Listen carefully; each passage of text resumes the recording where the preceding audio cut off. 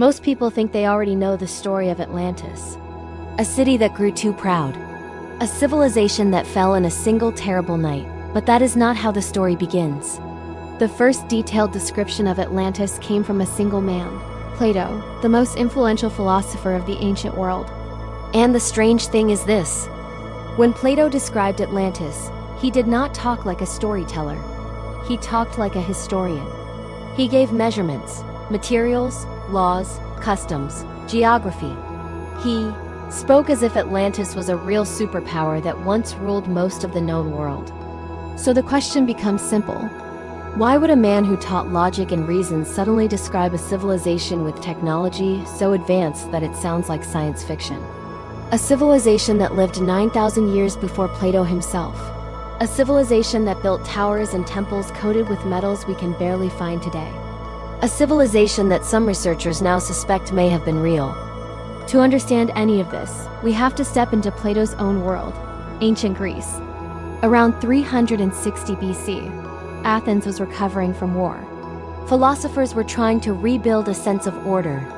And in this atmosphere, Plato wrote two texts that still haunt historians, Timaeus and Critias. And inside these texts he describes a powerful island empire beyond the Pillars of Hercules, the place we now call the Strait of Gibraltar. And he describes it in astonishing detail. According to Plato, Atlantis was shaped like a perfect set of rings, water and land. Circles within circles, a massive outer ring for docks and ships, an inner ring for markets and festivals. And in the center, the sacred island where the kings of Atlantis ruled from the temple of Poseidon. Plato even gives exact numbers. The central island was about 5 stades across. The rings were carved by hand. Bridges crossed the water, and a massive canal connected the ring city to the open sea. This was not a village. It was a planned super city. But the most unsettling detail is how Plato describes the materials. The walls of Atlantis were covered in red stone, black stone, and white stone. And the inner wall was coated with a metal that shined like fire. A metal he called Orichalcum, a name that historians still cannot fully explain. Some claim it was brass. Others think it was an alloy we no longer know how to make. A few researchers believe it might have been a rare copper-zinc mixture that would have glowed bright gold in the sun. But Plato describes it as the second most precious metal on Earth. Only gold was more valuable. This is where the mystery deepens. Because in the last few decades, divers searching the coast of Sicily and Spain have claimed to find bars of orichalcum on ancient shipwrecks. The metal has a unique reddish gold color, almost like something between copper and fire. And every time a discovery like this is made, the same question returns. Did Plato know something about ancient metallurgy that we have forgotten? Or was he describing a memory passed down from real survivors of a real city? Plato then describes the culture of Atlantis. And again, the details are too specific to ignore. The kings of Atlantis ruled 10 regions of the island. Each king was a descendant of Poseidon. But these kings were not like the rulers of Greece. They had advanced laws, shared councils, and they followed a code of honor that kept the empire stable for thousands of years. They built temples larger than any structure in Athens. Some were so big that one description says the roof was covered with silver, and the walls were decorated with golden statues of horses. Some of the statues were said to be so large that 12 horses pulled a single god in a chariot made of shining metal. This sounds impossible, unreal, mythical. But this detail hides a strange truth. Ancient Mediterranean cultures often exaggerated size, but not materials. When a writer described a temple as being coated in a specific metal, it was usually because that metal was known. The question then becomes, why would Plato describe a metal that barely existed in his time? And why did he place that metal at the center of Atlantis' power? As we follow Plato's story, the picture becomes stranger. Atlantis was not just a city, it was an empire. According to the text, Atlantis conquered parts of Africa, parts of Europe, and even threatened Athens itself. This idea alone is shocking. A superpower 9,000 years older than Greek civilization. A navy so large it could launch thousands of ships at once. A military culture that combined technology and magic. Because Plato hints at something unbelievable. The Atlanteans knew how to harness energy from the earth. He describes hot and cold springs running under the city. He describes workshops that used natural heat. He describes advanced irrigation systems that kept the fields lush and green. And then he describes a massive plain, perfectly flat, perfectly measured, surrounded by mountains that formed a natural fortress. A place where the Atlantean army trained in organized divisions. Armored chariots, elite cavalry, foot soldiers carrying weapons made from metals unknown to the Greeks. This image is unsettling. A civilization not only older than Egypt, but more advanced, more organized, and more powerful. And somehow they vanished. Not slowly, not gradually, but suddenly. Before we go there is one more strange detail in Plato's writing. He claims that Atlantis fell when the rulers abandoned their code of honor. He says the people became obsessed with wealth and pride. They started expanding their empire beyond what was natural, and the gods punished them. This part sounds like myth, but in many ancient cultures, sudden collapses were described as divine punishment. Floods, earthquakes, fires, civilizations like the Minoans and Sumerians were wiped out in the same way. Sudden, violent, final. As historians study Plato's description, something odd began to happen. Researchers noticed that some details did not match Greek imagination. They matched real locations, real geology, and real ancient building styles. The ring city design appears in Carthaginian harbor structures. The red and black stones match volcanic material near the Atlantic coast. The canal system resembles pre-classical engineering found in parts of Spain and Morocco. Some archaeologists began to wonder if Plato was not inventing a story. Maybe he was preserving one. A memory. A rumor. A fragment of a forgotten civilization that existed long before written history. A civilization with technology and culture so advanced that it looked supernatural to anyone who came after. Which brings us to the final question of part 1. If any part of Plato's story about Atlantis is true, then where did the knowledge come from? How did an ancient people learn to build ring cities? How did they mine rare metals? How did they create irrigation systems that rivaled the best engineering of the classical world? And most importantly, was Atlantis truly a superpower with technology far beyond its time? Plato's text hints at one answer, but it is buried deep in the next chapters. And it leads to one of the most controversial mysteries in ancient history. Because Atlantis' power may not have come from the gods. It may have come from something much more real, and much more unsettling. To understand whether Atlantis was a real superpower, we have to follow the clues that historians try to ignore. Not the myths, but the physical evidence scattered across different cultures. Evidence that suggests Plato was not exaggerating. He was describing something the ancient world may have witnessed, or remembered. When Plato described the ring city of Atlantis, people assumed it was symbolic, a metaphor. But then archaeologists began finding circular cities and harbors from the ancient world. The most famous example is the Punic port of Carthage, a perfect ring harbor built thousands of years after Atlantis was said to exist. But the design is eerily similar. A large outer ring for ships, an inner island for command structures, a central tower used for surveillance and defense. The Carthaginians were expert sailors. They controlled much of the Mediterranean. And yet, no one knows where this ring design originated. It appears suddenly, fully developed, as if taken from a blueprint used by an older civilization. Then there are the stories of strange metals. Orichalcum. In Plato's story, this metal is everywhere in Atlantis. Covering walls, coating pillars, decorating temples. For centuries, this was assumed to be fiction. But in 2014, divers found a shipwreck near Sicily filled with ingots of orichalcum. The bars were reddish gold with a bright reflection. Scientific tests showed that they were made from a copper-zinc mixture that was extremely rare in the ancient world. Most cultures did not know how to make this alloy until much later. So how did a metal that barely existed suddenly appear in large amounts near the region where Atlantis was said to connect with the Mediterranean? That question grows stranger when you examine Atlantean engineering.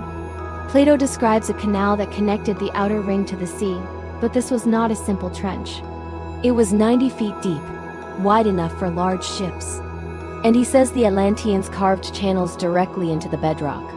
Modern engineers agree that this would require advanced planning, skilled labor, and tools capable of shaping stone with precision. This is where the mystery deepens. Because cultures on the Atlantic coast, such as the ancient people of Spain and Morocco, built massive stone structures long before the rise of Greece. Some of these structures include carved channels, water systems, and stone blocks cut with accuracy that should have been impossible for the time period. Almost as if someone taught them techniques they should not have known. If that seems far-fetched, consider this. Plato says the Atlanteans tamed the entire plain surrounding their capital.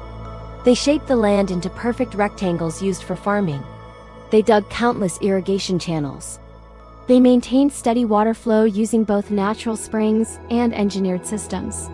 This does not sound like a Bronze Age community. This sounds like a civilization with hydraulic engineering close to what the Romans achieved.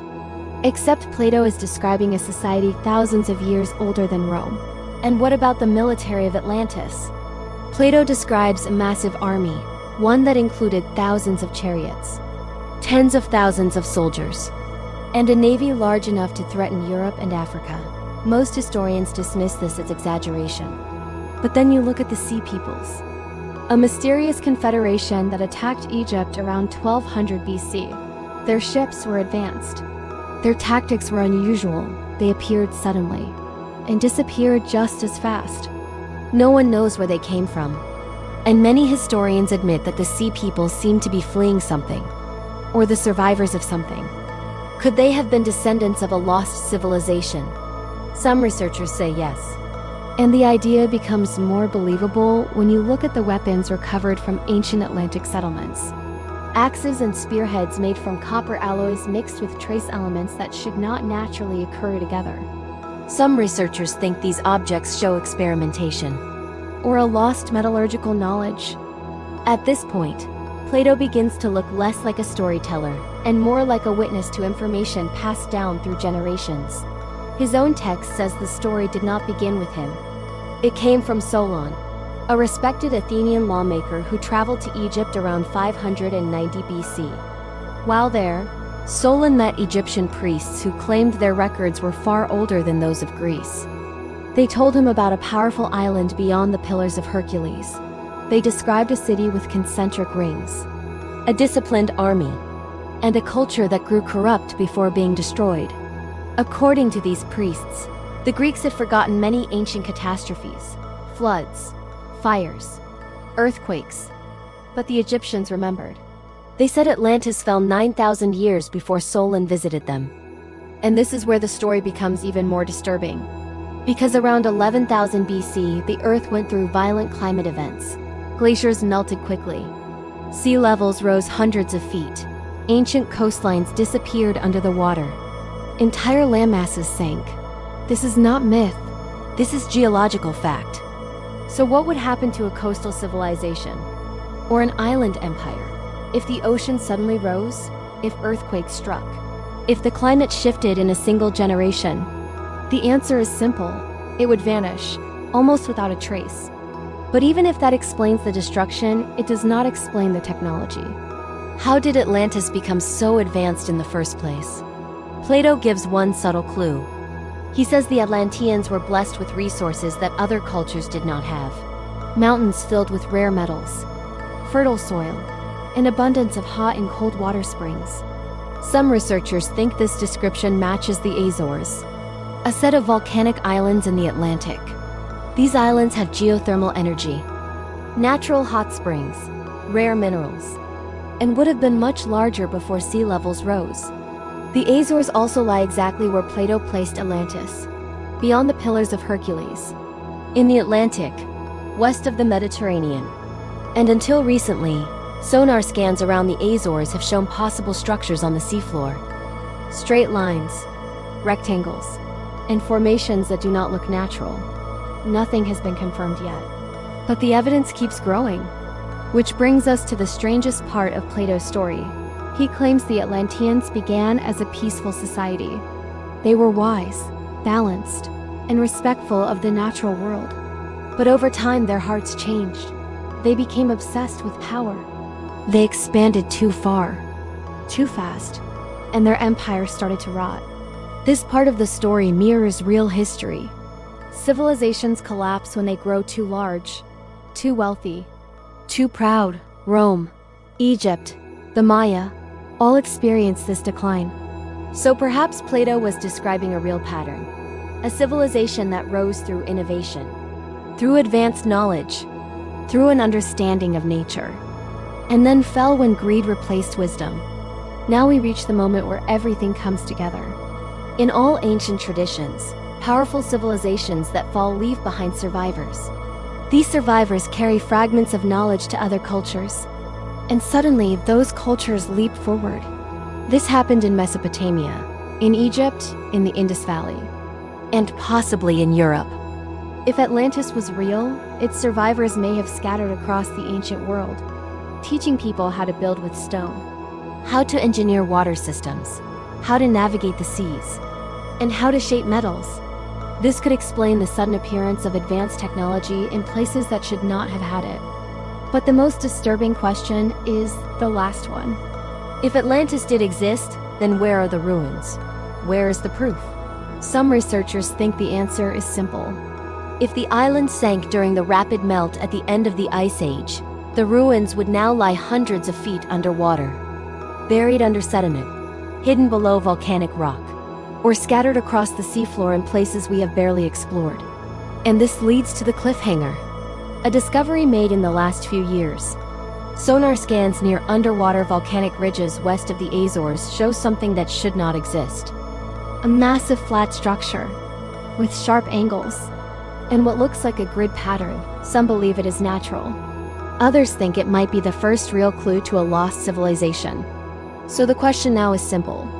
If the world is already finding pieces of Orichalcum, ring harbors, underwater structures, and unexplained engineering, then how much of Plato's story is myth, and how much is memory? If Atlantis was real, and if Plato was describing a true memory of a lost empire, then the final question is the most important one. What made this civilization so powerful? What elevated it beyond the other cultures of its time? And why did the ancient world remember it with both admiration and fear? To answer this, we return to Plato's descriptions. Not the dramatic parts, but the quiet details. The lines that most people overlook. Plato says Atlantis mastered the sea in a way no other civilization had done. They built a navy unlike anything the ancient world had seen. Their ships crossed vast distances. Their sailors understood the patterns of the ocean, the movements of tides, the wind systems, the star paths. This level of maritime knowledge would make Atlantis a superpower. Not through conquest alone, but through exploration, trade, and communication. There are hints that this knowledge survived in fragments. Ancient maps like the Piri race map show coastlines that should not have been known in the 16th century. Some researchers claim these maps were based on older sources that may have come from a forgotten maritime culture. If Atlantis was that culture, then its influence may stretch far beyond Plato. It may reach into the foundations of navigation itself. Plato also describes the Atlanteans as master engineers. They built bridges, canals, harbors, and massive stone temples. Their structures combined beauty and mathematics. They used colored stones, black, red, and white. They decorated buildings with metals. They paved roads. They routed water using both natural and engineered channels. This is not the description of a simple island community. This sounds more like the early stages of an urban civilization, one that understood geometry, hydraulics, and construction on a scale that would not appear again until much later. When you compare these descriptions with ancient ruins around the world, the similarities become unsettling. In South America, there are walls cut with precision that modern engineers still find difficult to explain. In the Mediterranean, there are megalithic structures older than recorded history. In Turkey, at Göbekli Tepe, stone pillars appear suddenly without any known developmental period. It is almost as if someone spread knowledge in sudden bursts. Knowledge that appeared too quickly to be natural. This leads to the next mystery. Plato says the Atlanteans mined Orichalcum, a rare metal with unusual qualities. He describes it as second only to gold in value. In the myth, the Temple of Poseidon shimmered with this metal. Columns glowed with its reflection. It was everywhere in the Atlantean capital. When divers found Orichalcum ingots in the Mediterranean in recent years, it sparked new debate. Was this metal part of a much older tradition? A tradition that survived the fall of a lost civilization. But metals were only one part of the story. Plato says the Atlanteans had an organized system of agriculture. They grew crops in perfect rectangles. They irrigated the land with a network of channels. They managed water season by season. This level of planning would make them extremely stable. A reliable food supply means population growth. Growth means cities. Cities mean power. Combined with maritime strength, this would create an empire capable of controlling trade routes, influence, and technology. This raises another question. If Atlantis was so advanced, why did it fall? Plato gives a simple answer. The Atlanteans lost their way. They became greedy, corrupt, obsessed with expansion. Their pride grew faster than their wisdom. And when this happened, nature itself responded with violence. Earthquakes, floods, and destruction. Some people take this part literally. Others think it is symbolic. A warning about human arrogance, but the timing is interesting. Around 11,000 BC, the Earth was in chaos. The Ice Age ended. Sea levels rose rapidly. Massive floods carved out coastlines. Earthquakes struck as the crust adjusted. If a civilization existed in the Atlantic at this time, it would have been vulnerable. A single catastrophic event could wipe out an entire island chain. And if the destruction was sudden, survivors would tell stories of a massive flood. A world-changing disaster. A civilization swallowed by the sea. These stories appear everywhere. In Mesopotamia. In India. Among Native American tribes. In Greece. In Egypt. And in the myths of Northern Europe. All of them describe a world before the flood. A world that ended violently. A world that featured gods and heroes who taught humans how to build, how to farm, how to shape metal. Could these myths be distant memories of survivors? People who once lived within or near the influence of a powerful maritime culture? If so, then Atlantis may not have been a single island city, it may have been a network. A wider civilization that included outposts, trade ports, and colonies along the Atlantic coasts. When the main island fell, the colonies may have lived on for generations, slowly losing their technology, their organization, their identity, until they became absorbed into other cultures. This is a pattern we see in history. The Minoans collapsed. Their survivors spread into Greece. The Phoenicians disappeared. Their ports blended into local empires. The Sea Peoples arrived as refugees, their origins unknown. When civilizations fall, their influence remains, hidden in the architecture, in the language, in the myths. So perhaps the real question is not whether Atlantis existed, but how much of its memory survived. For example, megalithic builders around the world use similar techniques. Heavy stones, precise cuts, alignments with stars. Some historians dismiss this as coincidence, but others suggest a shared origin, a lost blueprint, a forgotten teacher. Even in Plato's story, the Atlanteans had a deep relationship with astronomy. He says they understood celestial cycles. They used them to measure time. They aligned their temples with stars and planets. This is exactly what ancient sites around the world also do. From Stonehenge to the pyramids. From Cairo to Nabta Playa. Why did so many ancient cultures build monuments aligned with the heavens? Were they following the tradition passed down from a forgotten age? If Atlantis was a naval superpower, their sailors would have relied on the stars. Their knowledge of the sky would be essential for long-distance travel. And if survivors spread across the world, they would bring this knowledge with them. Over time, the original meaning might fade, but the practice would remain, a ritual of a lost empire. Now we reach the deeper puzzle. Plato describes Atlantis as having a dual nature. Half human, half divine. This does not mean gods literally lived among them. It may reflect a memory of a culture that seemed almost superhuman to later generations.